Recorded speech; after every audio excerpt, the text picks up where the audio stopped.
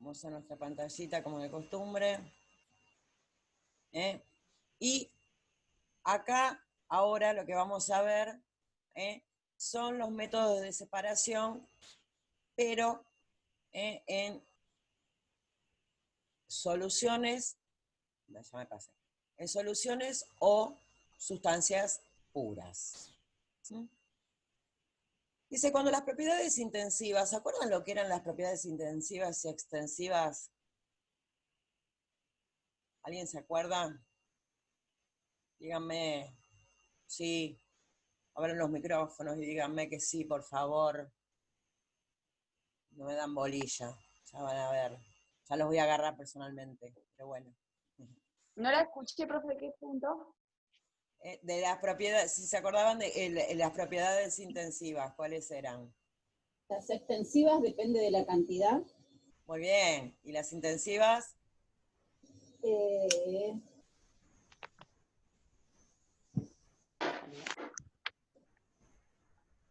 Depende de la masa. Una de la cantidad y la otra de la masa. Exactamente. Bueno. Básicamente, yo quiero que recuerden eso. ¿De qué depende una propiedad intensiva y de qué depende una propiedad extensiva? Pero bueno. Recuerden que cuando todas las propiedades intensivas son iguales, nosotros en todo el sistema, podemos hablar de que es un sistema homogéneo. Pero acá vamos a un sistema homogéneo puede estar formado por una sola fase y ser una solución, o puede ser una sustancia pura. De una solución es posible separar por métodos físicos, llamados fraccionamiento, distintas porciones con distintas propiedades intensivas. Recuerden que cuando yo tenía una solución, disolvía una sustancia en otra y obtenía un sistema homogéneo con una sola fase de un tercer elemento. Como habíamos visto, como, por ejemplo, yo tenía agua por un lado, sal por el otro lado, y formaba agua salada, que era obviamente una sustancia diferente al agua y a la sal. Esa solución va a tener diferentes propiedades intensivas. Por ejemplo, el punto de ebullición. Nosotros sabemos que el agua se empieza a hervir, se empieza a evaporar a los 100 grados centígrados. Pero el agua salada, porque es la suma de agua más sal, ese punto de ebullición va a ser más alto. De hecho, ¿ustedes saben por qué le ponemos sal al agua de los fideos? ¿Para que estén salados? No. No. Para que hierva más rápido. Exactamente, para que se haga más rápido. De hecho, cuando ponen en una cacerola el agua para después hervir los fideos, el agua hierve, ahí le tiro la sal. Van a ver que las burbujas del agua desaparecen. Y tarda un ratito más y vuelve a formar esas burbujas.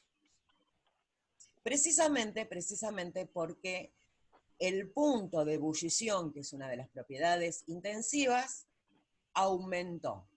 Porque al punto de ebullición del agua se le sumó el punto de ebullición de la sal. Y voy a obtener el punto de ebullición del agua salada. Básicamente es eso. El agua, ya habíamos visto que, excepto que fuera agua destilada, no era agua pura, no es una sustancia pura, porque tiene otras cosas, otros electrolitos, pero si encima, aparte, le agregué sal, va a aumentar o va a ser diferente esas propiedades, esa propiedad intensiva, pero de la nueva sustancia, no de en cada parte diferente del sistema. Esa nueva propiedad intensiva, o sea, esa nueva propiedad,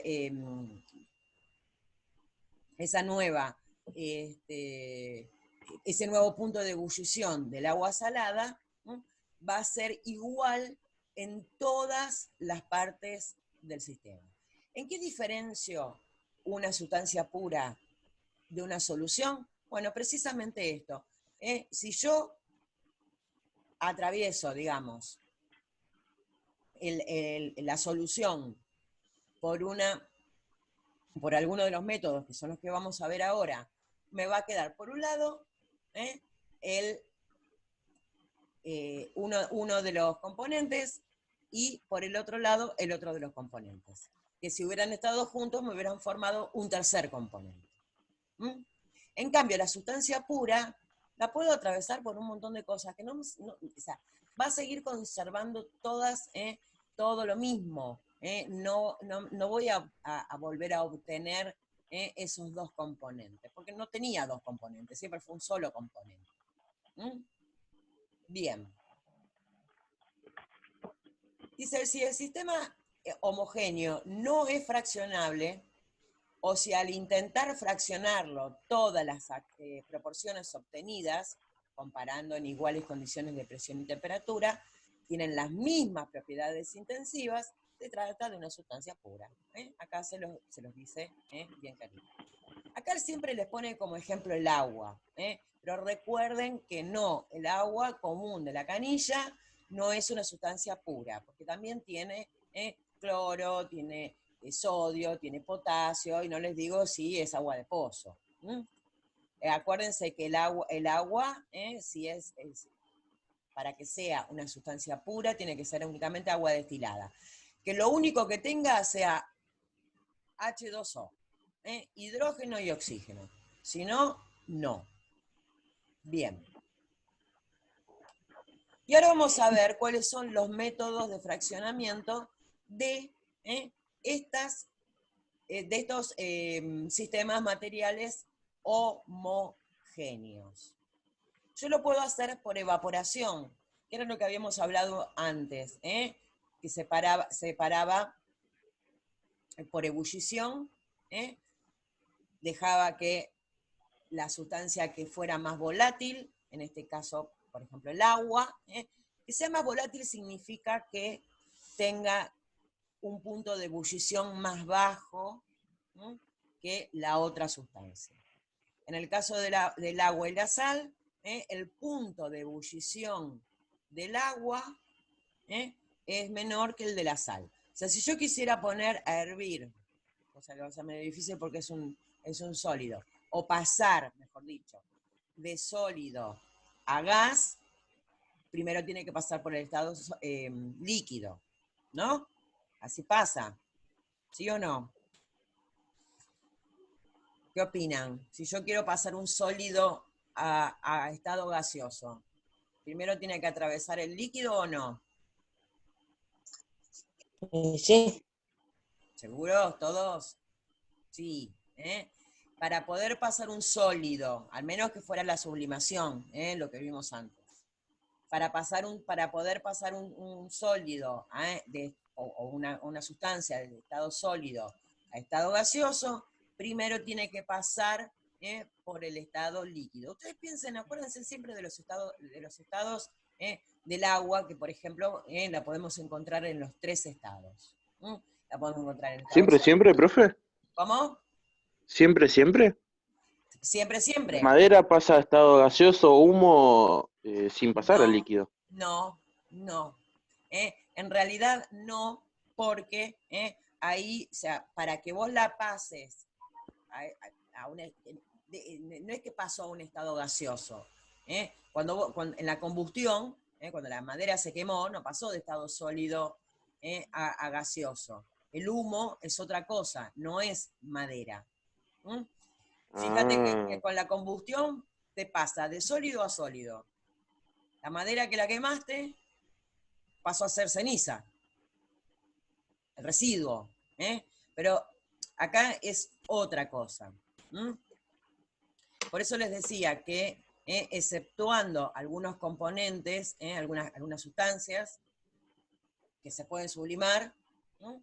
Obviamente esto es para lo que es homogéneo, no heterogéneo, ¿no? Pero bueno, en la evaporación pasábamos del estado líquido al gaseoso. Permito que se evapore el agua y recupero la sal, que era lo que habíamos visto en la reunión anterior.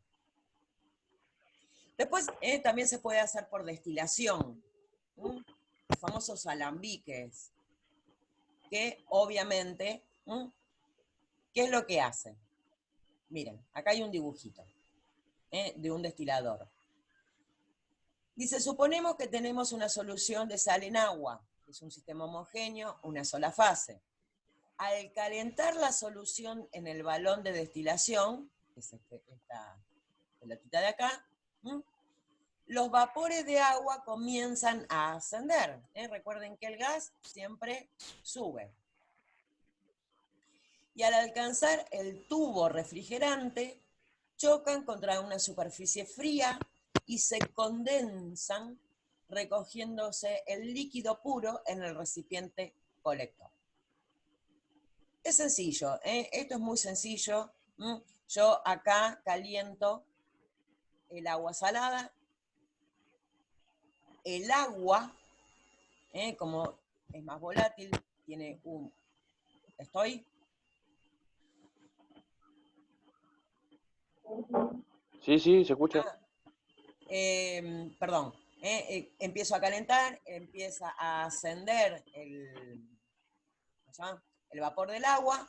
Después ese vapor de agua, como está, acá está todo cerrado, acá no permito que se escape nada del vapor ese, choca contra esta parte que tiene todo alrededor como si fuera una especie de espiral por donde circula agua. Acá tiene una entrada de agua que es recto, pero la mayoría tienen como si fuera una espiral para que circule por toda la zona. Fíjense que acá hay un tubito que está adentro, impidiendo que se mezcle este agua con el líquido que va a salir por el tubito. Entonces, este vapor, una vez que entra al sistema de refrigeración, lo enfría y se vuelve a transformar de gas a líquido. Entonces, va a pasar por este tubito que lo recolecta, se va transformando de nuevo en líquido y obviamente va a terminar todo ese proceso en un vaso de recolección, que puede ser cualquiera. Bien, esto es una destilación simple. Hago que ascienda, choque, se enfríe y vuelva a ser líquido. Y acá, en el balón, una vez que se haya evaporado absolutamente todo, recupero la sal. A diferencia de la evaporación, acá vuelvo a recuperar los dos elementos de la solución. En la evaporación uno lo pierdo. El agua, la parte líquida, la pierdo porque obviamente se evapora, desaparece. Acá no. En la destilación simple, o mejor dicho, en la destilación, ahora vamos a ver cuál es la otra, voy a recuperar los dos componentes del sistema. Y después tenemos lo que es la destilación fraccionada. Permite separar de una mezcla dos o más líquidos, cuyo punto de ebullición difieren apreciablemente. Dice, supongamos que se quiere fraccionar un sistema formado por dos sustancias, A, que tiene una temperatura de ebullición de 80 grados, y B, una temperatura de ebullición de 120 grados. El componente más volátil, o sea, el de mayor temperatura de ebullición, es A. Por lo tanto, al calentar la solución, los primeros vapores que ascenderán por la columna serán más ricos en A. Vamos a ver el dibujito. Acá. Acá tenemos, vamos a suponer que tenemos agua y alcohol. Uno tiene un punto de ebullición de 100 y el otro, el alcohol, no me acuerdo qué punto de ebullición tiene, pero bueno. Los pongo a calentar. Acá tengo dos líquidos. Si yo lo pongo, o sea, no lo puedo evaporar porque se me van a evaporar los dos.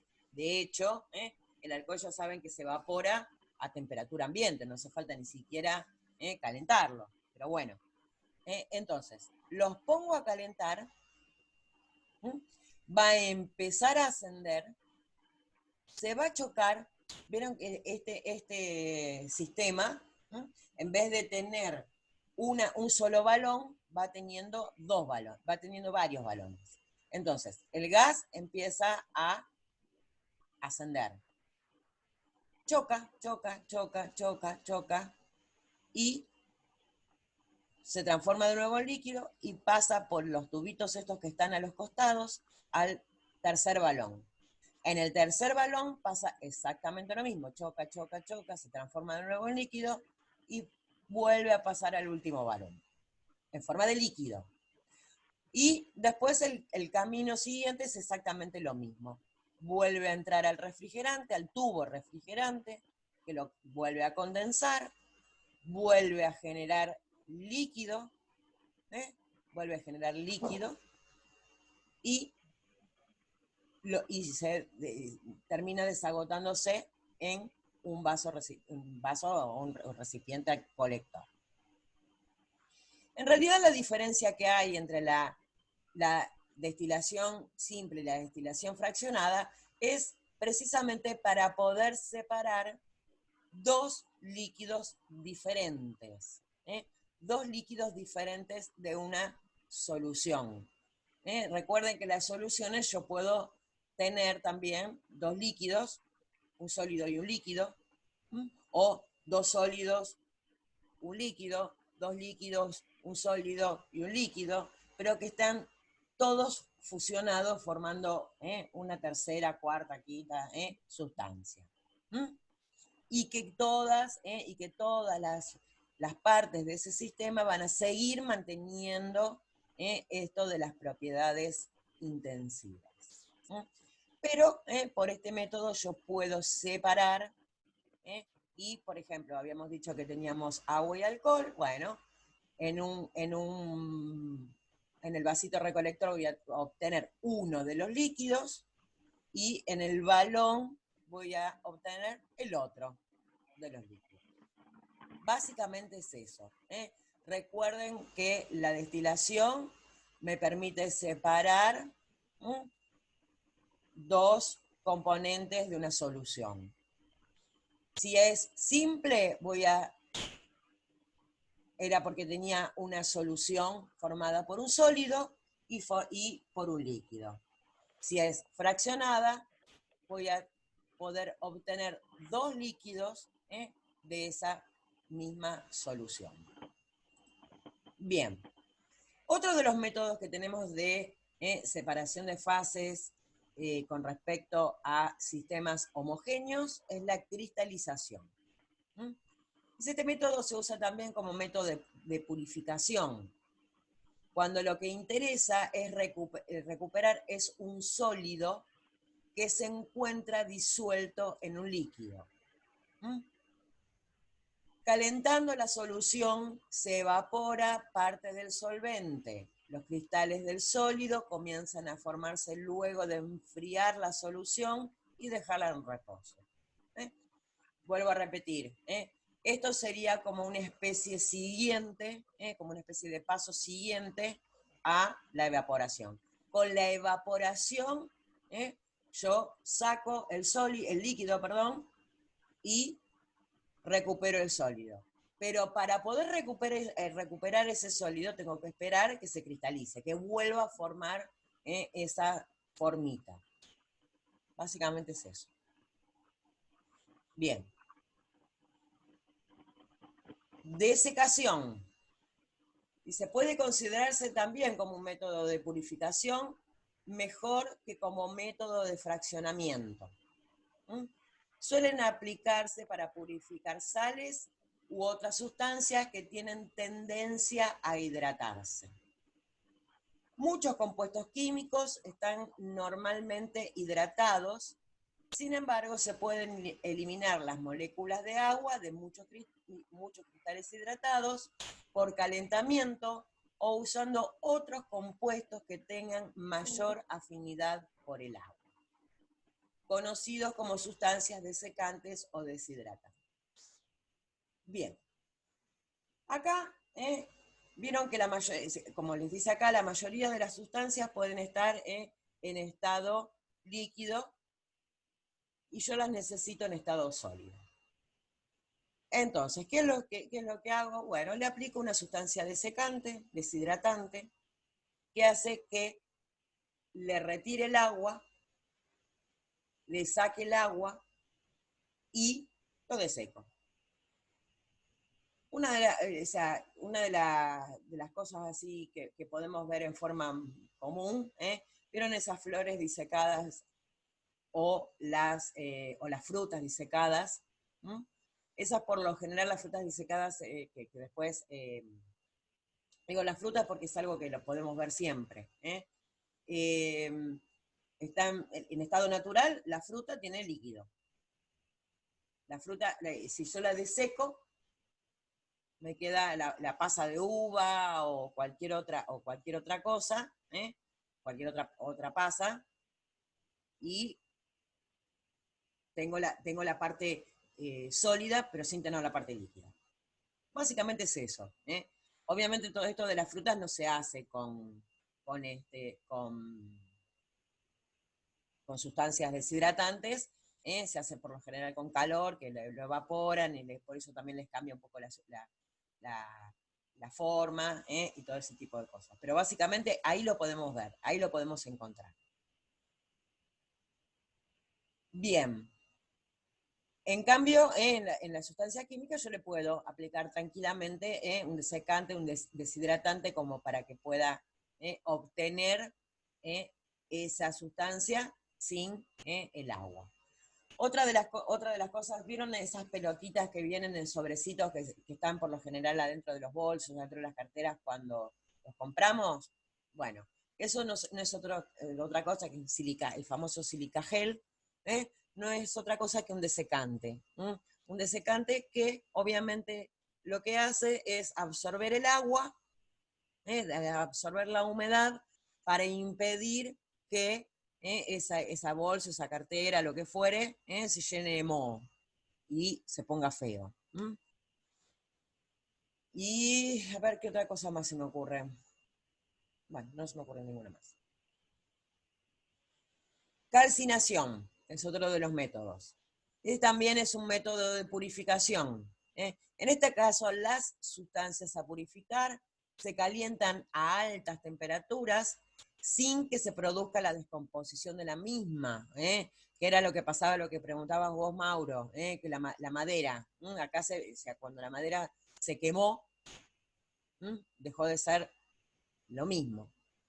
Lo que permite transformar impurezas en otra sustancia que pueden eliminarse más fácilmente. Por ejemplo, yo quiero sacarle el carbono que tiene alguna sustancia y lo calcino. Al calcinarlo, ese carbono sí se transforma en gas, en este caso en dióxido de carbono, y se evapora. Por ejemplo, vamos a suponer que tengo una piedra que está llena de ramitas. Se las quiero sacar, y es una cosa media extraña esta, ¿no? Porque una piedra que tenga ramas, o que esté toda envuelta en ramas, y no se la puedo sacar, porque son demasiado leñosas. Ahí sí, la quemo, no me importa haber perdido toda esa madera, y recupero la piedra, con la calcinación. La piedra no se descompuso, sigue siendo una piedra. Por eso es más un caso de, o sea, se usa más para purificar, que separación. Si bien separé, bien. Después tenemos los métodos más modernos, como son la cromatografía, la electroforesis y la diálisis. La cromatografía se consiste en hacer pasar la solución de los compuestos que se desean fraccionar por una columna llena de un absorbente pulverizado. El material retenido en las capas superiores está constituido principalmente por el soluto, que es absorbido con más facilidad.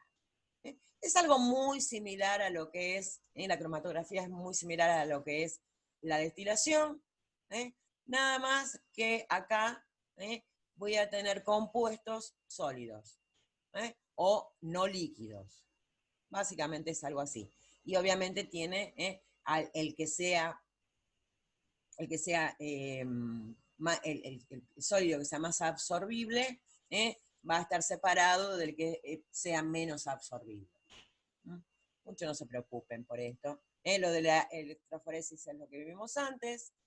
Y nos queda el último, que es la diálisis, que es un pasaje de sustancias a través de una membrana, sobre todo cuando yo tengo algo coloidal. Me va a quedar todo el coloide de un lado y el agua del otro. Y acá ya no estábamos hablando de sustancias homogéneas, sino que de otro tipo de cosas. Bien. Con eso terminamos el tema de hoy. Con eso terminamos el tema de hoy. Ya vieron que son todos métodos como para fraccionar, separar distintas cosas, como para volver a recuperar. Ah, estoy sin cámara. Desenchufé la cámara, pero bueno, igual está mi carita ahí, mi foto. Básicamente eso, para separarlos, para obtener de ese sistema homogéneo o ese sistema heterogéneo los componentes. Básicamente es eso. Entonces, de este tema, básicamente recuerden cuáles son esos métodos, cuáles me sirven para los sistemas homogéneos y cuáles me sirven para los sistemas heterogéneos. ¿Alguna duda con respecto a esto, chicos?